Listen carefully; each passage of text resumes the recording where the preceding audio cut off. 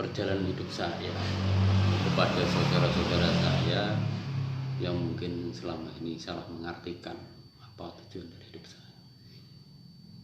Saya menikahi seorang wanita bernama Nurnaini tanpa pacaran, tanpa ada WA chatting-chattingan seperti saat-saat seperti ini.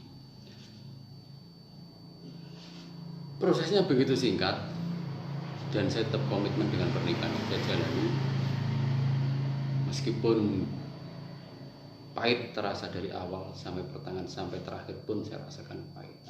Dan saya tidak pernah menjatuhkan permasalahan terkait almarhumah selama hidupnya, keburukannya atau apapun di luar itu semua. Dari awal pernikahan kami, saya rasa dari pihak keluarga juga sudah tahu mulai bibit-bibit permasalahan yang muncul. Saya pun berusaha menutupi dengan segala cara karena ini rumah tangga saya. Komitmen rumah tangga yang saya jaga, saya baru mengetahui kekecewaan sangat besar, benar-benar pahit ketika almarhumah meninggal. Komitmen yang dia sampaikan ke saya semasa hidupnya tidak dia jalani, tapi juga fitnah yang cukup menyakitkan. Saya tidak pernah mengambil uang yang ada di rekeningnya selama hidup, baik melalui buku atau ATM. Dan saya juga tidak pernah menyentuh gajinya, tidak tahu berapa nilai gajinya sampai almarhum meninggal. Setiap urusan rumah tangga, saya yang selalu berhutang ke bank, dan gaji almarhumah calon utuh tidak pernah tersentuh. Jadi dalam pertimbangan ini semua kendaraan itu atas nama saya berikan ada di sana waktu hidup karena permintaan daripada ini. Buku tabungan saya juga di sana, buku nikah juga di sana, BPKB kendaraan juga di sana. Dan yang saya bangun waktu itu bersama almarhum adalah rumah mertua, rumah ibu bapaknya almarhumah. Dan saya juga tidak pernah bertanya nanti saya ketika dapat apa.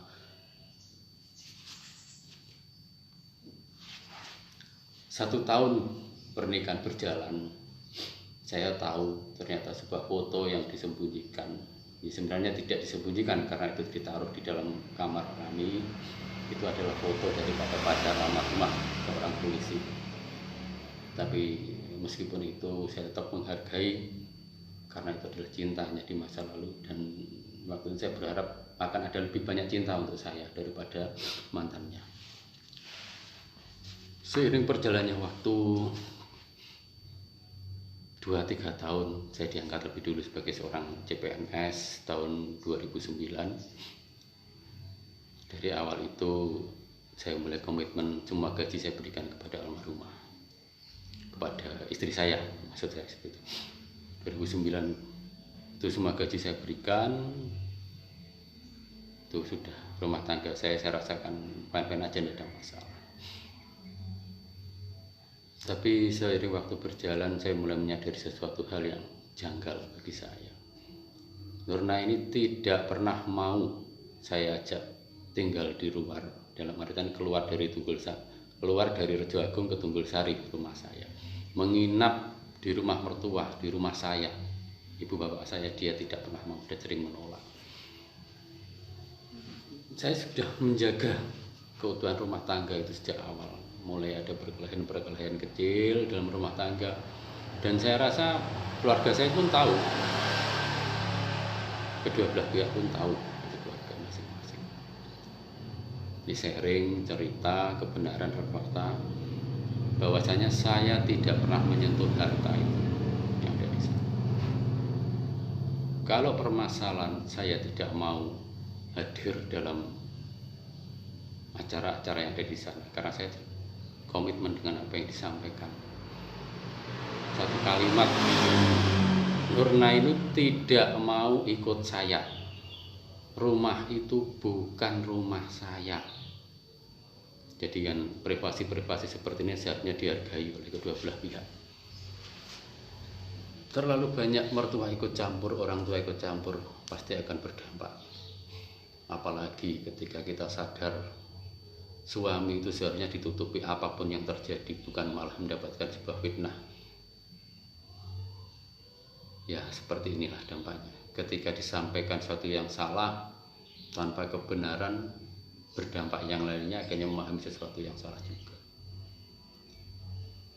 Jadi setiap komitmen yang disampaikan, hubungan lewat WA ataupun ketemu akan siang ataupun di mana kita ketemu mulai 2008 sampai 2020, kita makan siang, kita keluar, kita mancing bersama, tidak pernah disampaikan kepada keluarga. Yang disampaikan hanya sebuah kebencian. Saya tidak pernah merawatnya. Sebelum bulan puasa tahun 2021 kemarin, saya sudah pernah ke sana untuk menjenguk sebelum almarhum meninggal, dan itu pun tidak disampaikan kepada siapapun. Saya WA beliau, saya kayak Nurna ini menyatakan ingin datang silaturahmi, tapi apa yang disampaikan di luar dugaan saya. Jadi selama ini itikat baik saya sebagai seorang suami telah dianggap sesuatu yang salah. Boleh dicek kebenaran kata-kata saya. Kalau seorang Hendra Agustiawan pernah ketemu di tempat-tempat prostitusi atau orang-orang nakal, share saya, boleh. Kalau ada tetangga yang merasa saya zolimi atau saya lakukan perbuatan yang tidak baik, atau teman-teman kantor, boleh, silakan upload video ataupun kata-kata. Tapi tolong, kalau ini terkait permasalahan rumah tangga saya dan almarhumah, belum tentu Anda tahu kebenarannya, karena setiap rumah tangga itu hanya personnya yang tahu dan tanggung jawabnya kepada Allah, bukan kepada Anda semua. Tapi ketika Anda melakukan sesuatu akan berdampak kepada saya. Tapi saya yakin-yakinnya Allah itu maha adil dan bijaksana. Saya bukan pribadi yang kaya, tapi setidaknya saya berusaha menjadi manusia. Manusia yang saya yakini perbuatan baik dan buruk pasti ada balasannya nanti. Dan saya yakin itu pasti terjadi. Allahu a'lam. Klarifikasi ini saya lakukan untuk teman-teman keluarga yang merasa selama ini saya menzolimi atau melakukan tindakan yang menurut panjenengan salah. Saya minta maaf. Tapi kalau ikut andil, ikut campur dalam urusan rumah tangga, apakah menurut Anda benar menghakimi seseorang karena sesuatu yang belum tentu kebenarannya? Apakah itu termasuk tindakan yang mulia, yang baik? Mari kita renungkan bersama. Mungkin jenengan tidak tahu alasan apa saya tidak mau datang ke rumah untuk menemui ibu atau yang lain.